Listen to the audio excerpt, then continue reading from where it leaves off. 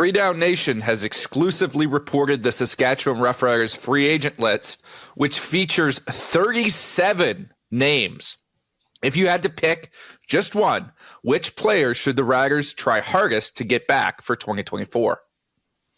There's only a couple guys to me that the Riders need to focus on in terms of that list. I think they should flip over a lot of this roster because it was really a bunch of individuals trying to call themselves a team. That's part of the reason why I don't think they were successful in 2023. So my boy Hodge is going to take the offensive guy that I really liked. So I'll go defense here. And even though he's getting up there in age, Larry Dean has been an absolute stud for this team. He can play multiple spots in the linebacking core, has piled up the tackles really his whole career in the CFL, but especially the last number of seasons that he's been in Saskatchewan. He's a quiet leader. He's a leader by example, but he's a guy that I think the Riders could bring back for at least 1 year on a value deal. I know Jeremy O'Day loves him, so I would expect him to return and help anchor that defense next season.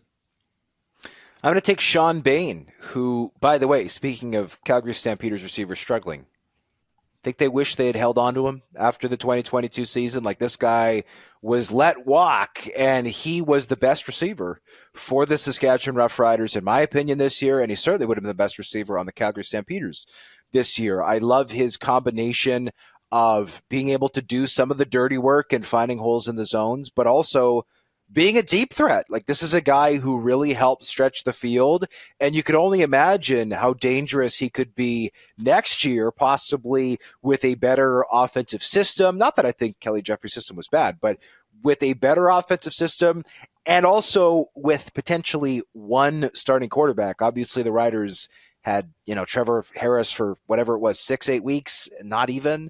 And then they seemingly bounced around randomly between Mason Fine, Jake Dolegala, and then finally kind of settled by the end. But I think the sky is the limit for Sean Bain. I'm excited for what he could potentially do. To me, he is worth big money to bring back in Riderville. Sean Bain is the obvious choice on offense. I thought he was fantastic this year, but there's an obvious choice on defense as well.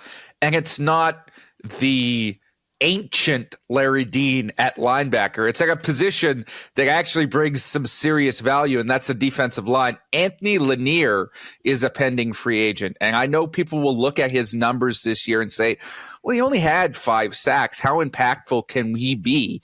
Anthony Lanier, in terms of a down in, down out ability to generate pressure, if you look at the numbers and you look at the tape, he is up there with Matthew Betts and Jake Seresna as in terms of one of the most effective pass rushers in the league right now. And he can do it at defensive end, or he can do it at defensive tackle. This is a guy who can be an absolute game wrecker. And while he hasn't necessarily finished the reps this year, he's generated pressure so that other people can. This is an absolute must sign for the Riders, in my opinion. Do not let this guy out of your sight.